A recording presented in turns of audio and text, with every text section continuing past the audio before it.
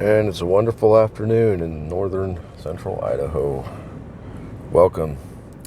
This is Prepper Journey, and today is Tuesday, March 9th, 2021. I'm going to be attending a ham club meeting later this evening along with my wife, and I'm also studying for my general class ham license. I've got both my wife and I both have our technician's license, and but I'm going to be going for my general. My wife is not too enthused right now about going for her general, but because I have a little more technical background, electronics and so forth, I guess I'm a little more confident, a little more comfortable with it. But it opens up a great deal, many doors for me, working with amateur radio and being able to be an asset to my community, which leads me to why I wanted to do this video. I was watching, I think it was last week or the week before, I watched a video by Black Scout Survival, and I don't know his name, but I do believe he's former military. Seems to have some very good, maybe some special ops background. Got loads of good information on his channel. But one thing he said kind of hit me a little bit odd. He said something about unwarranted searches if you've got a ham radio license, that you open yourself up for warrantless searches. He said something to the effect that if they wanted to, it would give them an excuse to come knock on your door or even bust in your door and come into your premises to search or remove things from your home. So that kind of struck a nerve, and I needed to do a little bit more research on that.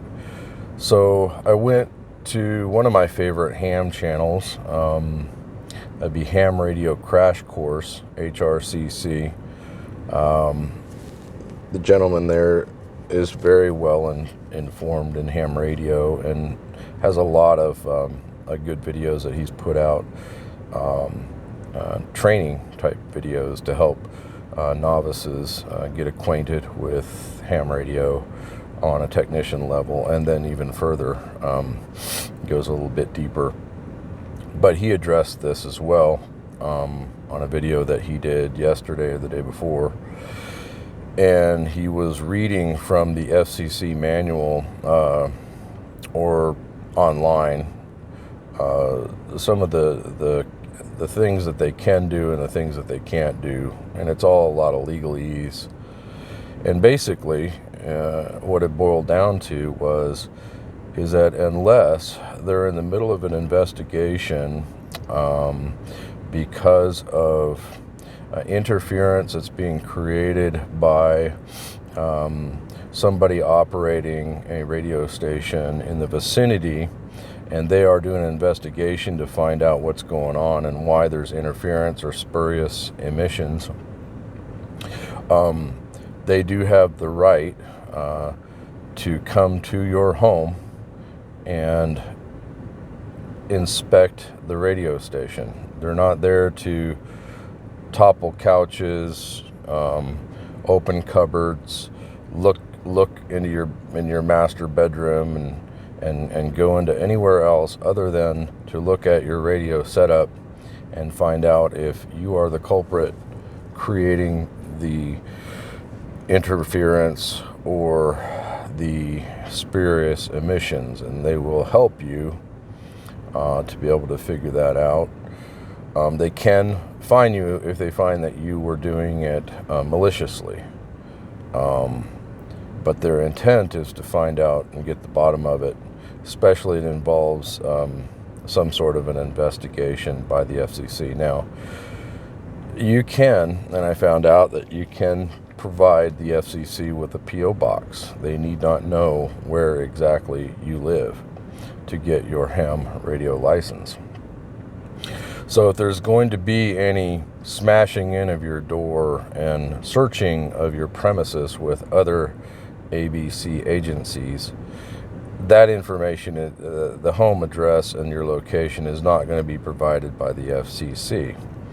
So if there is a reason to have that happen, or they're going to break into your home, a search and seizure type situation, it's not going to be with any information given to them by the FCC.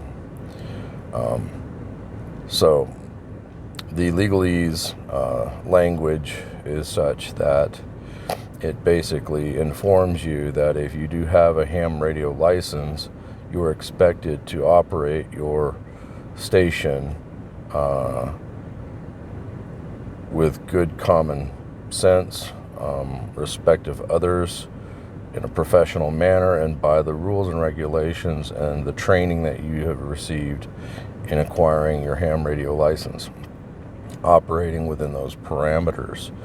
And it's basically designed to be fair for all. And when there are bad players who do not allow others to play fairly, then the FCC is given the right to step in and do an investigation as to why. So I just wanted to kind of clarify that, because it did get under my skin for a minute when I saw Black Scout Survival talking about that.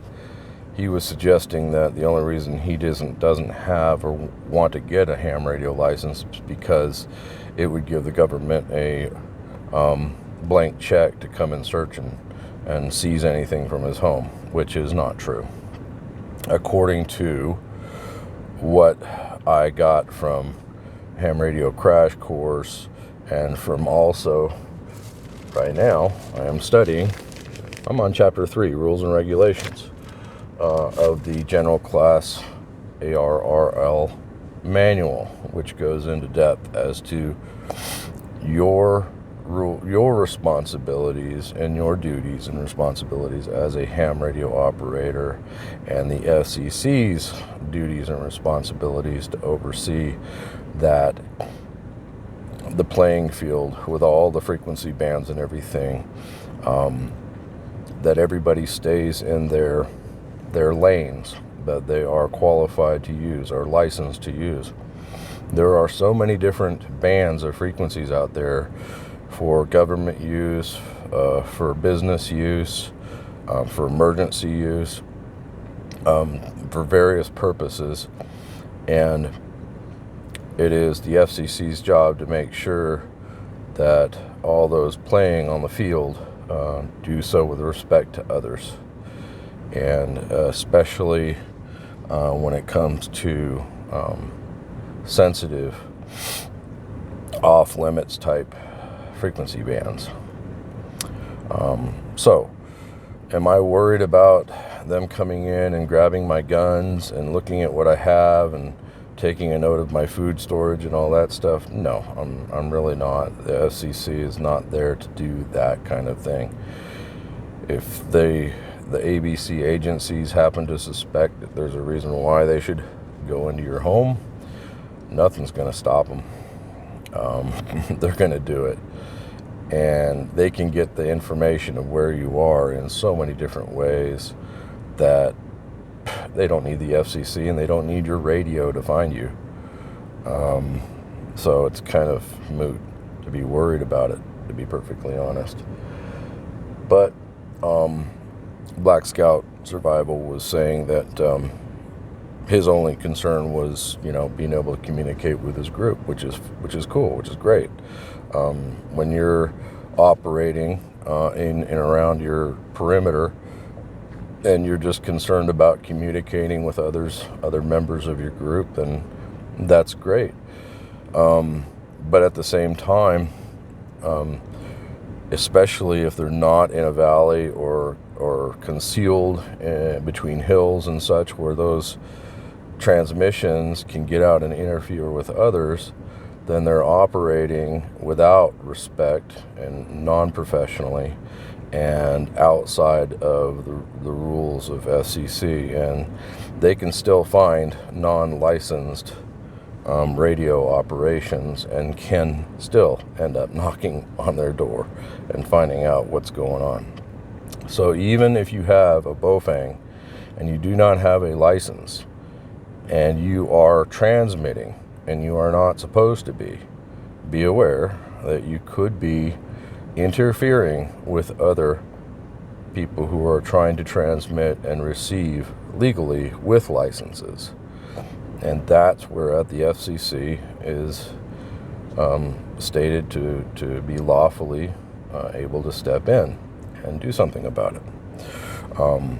So if your plan is just to communicate with each other in a group, then get yourself a GMRS or an FRS radio.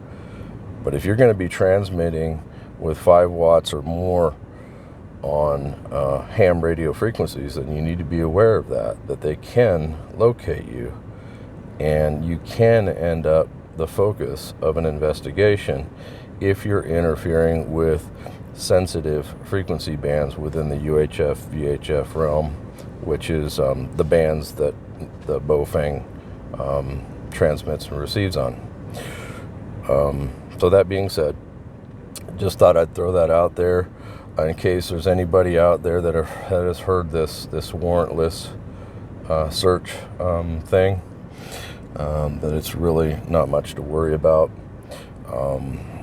Because if they're going to come and get you, they're going to come and get you.